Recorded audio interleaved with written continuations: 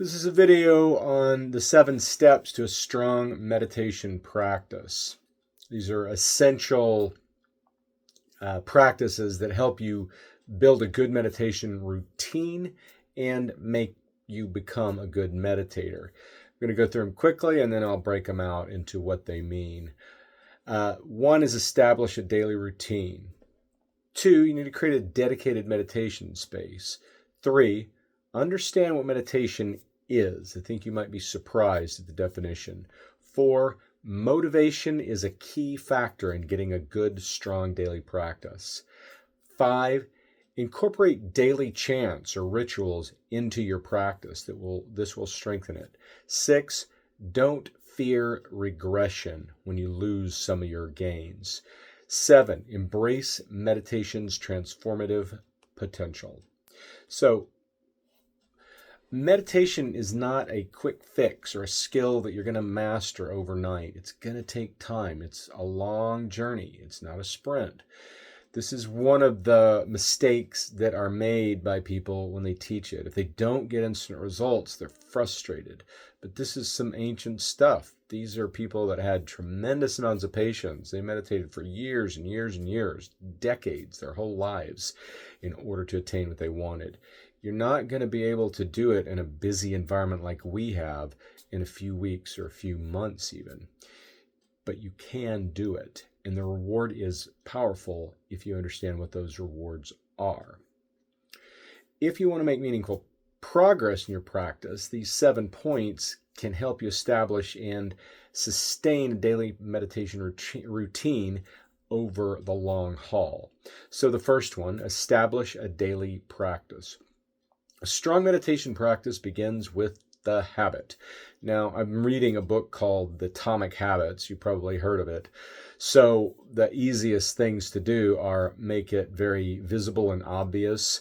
And 2 is make it easy, make it enjoyable. Those kinds of things are very helpful and get a good reward out of it. So those are mainly in this methodology. But regularity, that daily practice, is non-negotiable. Think of meditation as a marathon, not a sprint, as we already said. Daily practice ensures steady progress, even if it's slow and incremental.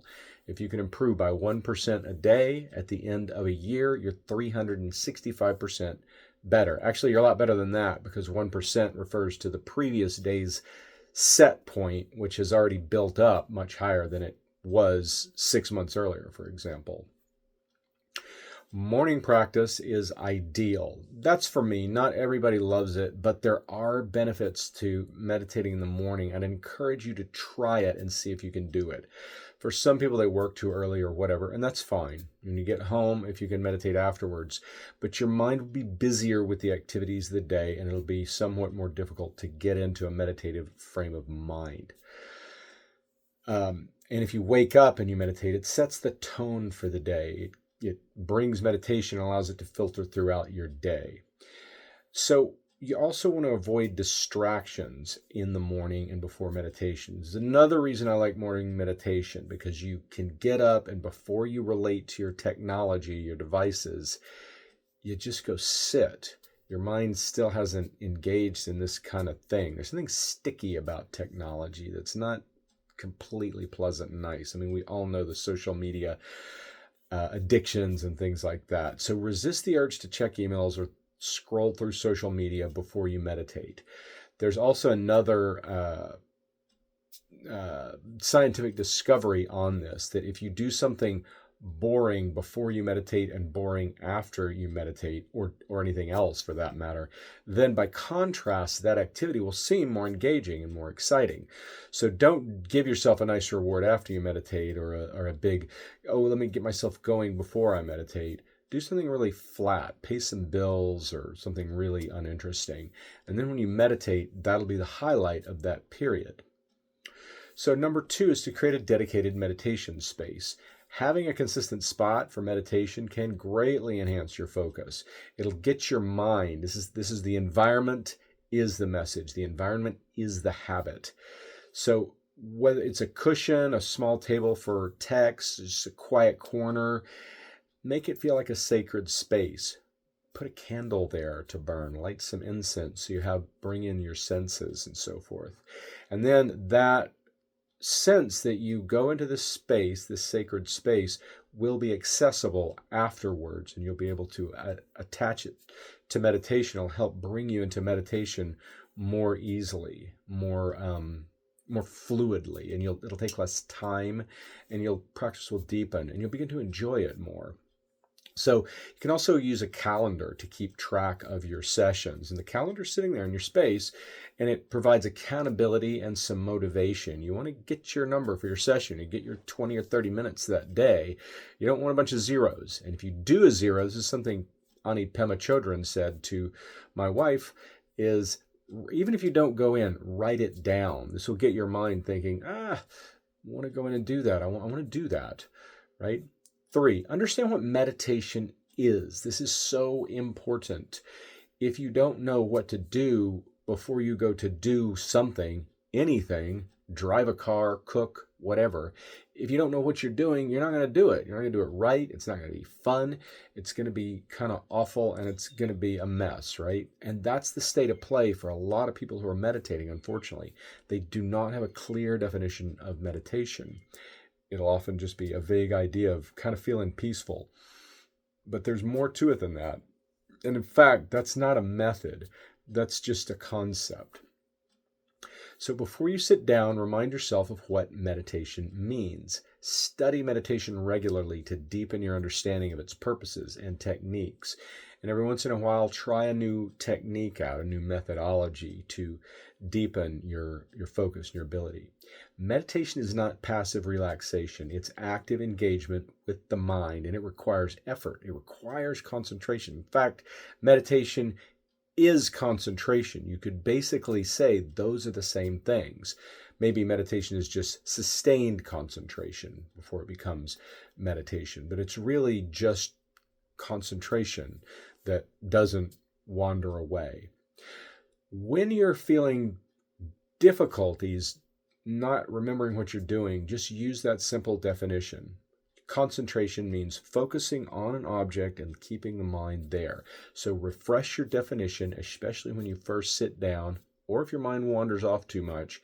That helps you to stay connected with the goals you have in meditation and your understanding of what meditation is. Sit down, remind yourself what meditation is before you meditate. Point 4, motivation is key. Motivation fuels endurance. Meditation is challenging. It demands courage.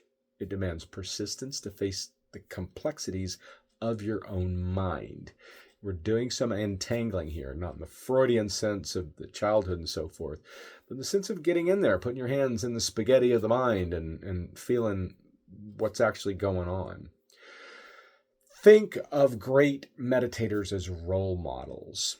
Look up the biography of Milarepa, Tibet's great yogi, an amazing meditator, perhaps the greatest meditator of all time. It's a very inspiring story. He was in it for the real deal. He lived a life of complete and utter poverty, and meditation was his shining star. So these meditators are individuals who have developed extraordinary focus and insight through consistent practice. And acknowledge that the rewards of meditation are largely intangible. You're probably not going to get rich meditating.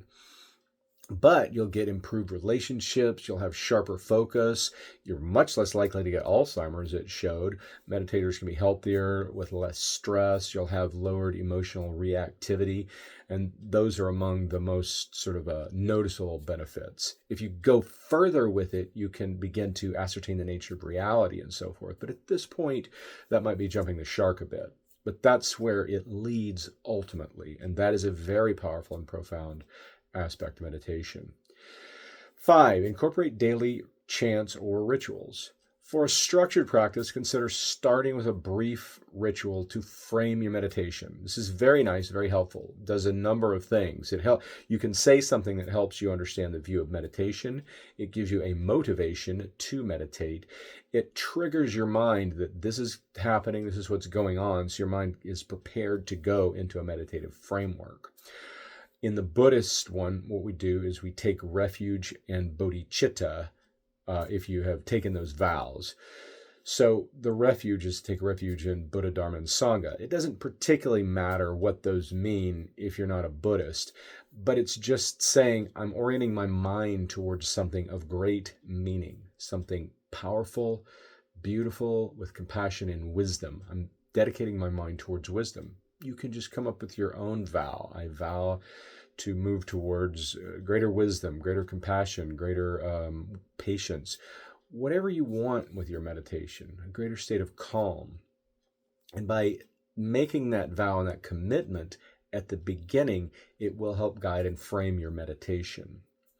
So then the second part of a meditation is the meditation proper, where you have your object of meditation. Often that will be the breathing for many of the people watching this. And you place the mind on that object of meditation and you sustain that focus. And as it wanders, you bring it back gently. And you simply repeat that process over and over until at some point you develop the ability to sustain the mind and the focus on the breathing. And at first this seems impossible, but over time you find that it's doable and then it becomes enjoyable. So the third part of this section is to dedicate the merit. This is the three parts that make it a complete meditation. So whatever you've decided you're moving towards in meditation, you've accumulated some karmic goodness called merit by the act of meditating and by framing it at the beginning. So you dedicate that back to attaining that goal. In Buddhism, the goal is to benefit all beings and to help liberate them from suffering. But whatever you want is fine. So you kind of tie it all together and you create not just sitting down and sitting, but you say, this is where I'm going with my sitting, sit, and then you say, this is where I went, and may it go towards increasing that in an ever rising spiral, so to speak. So reflect on the positive energy generated and aspire to share the benefit with others. So if you're not Buddhist, adapt this framework to your own beliefs. To, for example, take refuge in virtues like kindness or inner peace or some virtues of Christ or something like that. Whatever you like, whatever makes sense is fine. But try and make it something good, of course. 6, don't fear regression. After intensive meditation, like a retreat, it's normal for to peak and to have your progress fall back. It's not a failure. It's the ebb and flow of practice. Even if some of your gains fade, you'll retain some lasting benefits. So you want to keep moving forward, knowing that daily meditation builds a strong foundation over time. So it's up, down a bit, up more, and down a bit, right on and on like that. So the last point is to embrace meditation's transformative potential. Meditation offers some unique benefits that nothing else does.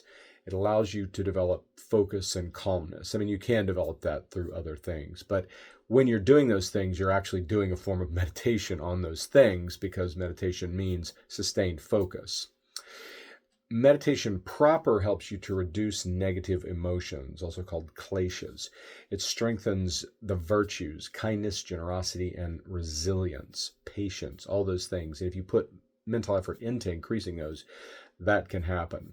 So through consistent practice, you can navigate your inner world with clarity and transform both yourself and your relationships.